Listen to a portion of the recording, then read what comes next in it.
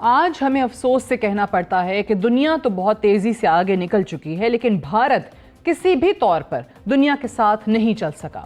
نہ ہی ذہنی ترقی ہو سکی اور نہ ہی سائنس کی ترقی سے کچھ سبق حاصل کیا جا سکا۔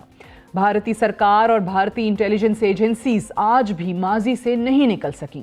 آج بھی وہی 1971 والی فرسودہ ذہنیت کے حامل افسران اور ایجنٹس بھارتی ریاست کا نظام چلا رہے ہیں اور بھارتی ریاست کا دنیا کے سامنے ایک تماشا بنا رہے ہیں۔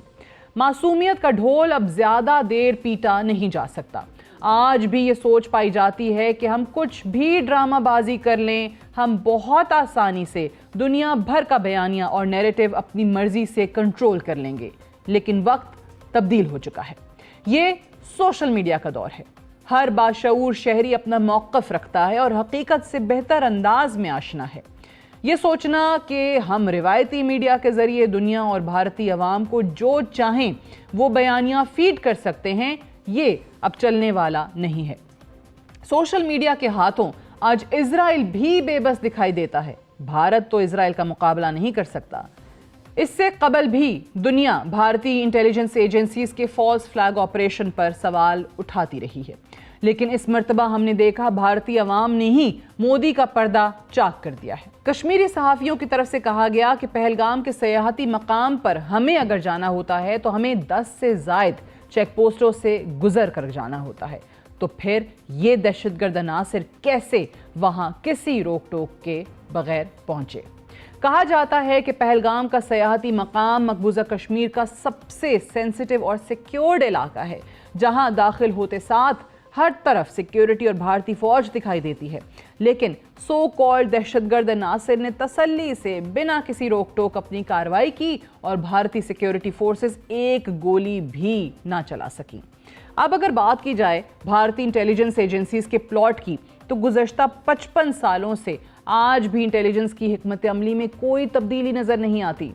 جب بھارت میں کسی مغربی یا عالمی رہنما کی آمد کا سلسلہ شروع ہوتا ہے یا عالمی رہنما بھارت میں موجود ہوتا ہے یا دنیا کے کسی اور حصے میں دہشت گردی کا واقعہ ہوتا ہے، تو دہلی کی کوشش ہوتی ہے کہ اپنے بیانیے کی تشہیر کے لیے اپنی ایجنسیز کے ہاتھوں فالس فلیگ آپریشن پلانٹ کریں اور پھر الزام پاکستان پر لگا کر ڈھنڈورا پیٹا جائے اور کہا جائے کہ ہم تو تعلقات بہتر کرنا چاہتے ہیں، لیکن پاکستان دہشت گردی کی ڈگر سے پیچھے نہیں ہٹنا چاہتا۔ پہلگام کا فالس فلیگ آپریشن بھی اس وقت پلان اور ایگزیکیوٹ کیا گیا جب امریکی نائب صدر بھارت میں موجود تھے۔ بھارت امریکہ کو بتانا چاہتا تھا کہ ہم اچھے ہیں اور پاکستان دہشت گردوں کی سپورٹ کرتا ہے۔ حالانکہ گزشتہ 1 برس میں امریکہ کے ہاتھوں ہی بھارتی انٹیلیجنس ایجنسی دنیا بھر میں مکمل طور پر اس وقت بے نقاب ہوئی جب رو نے امریکہ میں امریکی شہری کو قتل کروانے کی کوشش کی اور رنگے ہاتھوں پکڑی گئی۔ ماضی کی بات کی جائے تو 20 جنوری 2000 کو امریکی صدر بل کلنٹن کے دورہ بھارت کے دوران مقبوضہ کشمیر میں 36 سکھوں کا قتل ہوا۔ امریکی صدر کی موجودگی میں الزام پاکستان پر لگایا گیا۔ سعودی ولی عہد محمد بن سلمان نے دسمبر 2019 میں پہلے سے طے شدہ دورہ بھارت کرنا تھا، تو پلوامہ میں خودکش حملہ کروا دیا گیا اور الزام پاکستان پر لگایا گیا۔ بھارتی ایجنسیز کی یہ گیم اور نہیں چل سکتی۔ بھارت اپنے ہی خطے میں تنہائی کا شکار ہے، جس کی واحد وجہ بھارتی ایجنسیز اور مودی حکومت کی منفی پالیسیز ہیں۔ نہ بھارت بنگلہ دیش کے ساتھ نبھا سکا اور نہ ہی پاکستان کے، چین کے، نیپال، برما اور سری لنکا کے ساتھ۔ تنہائی کی واحد وجہ بھارتی سازشی ذہن اور فالس فلیگ آپریشنز ہیں، جو اب دنیا کے سامنے ایکسپوز ہو چکے ہیں۔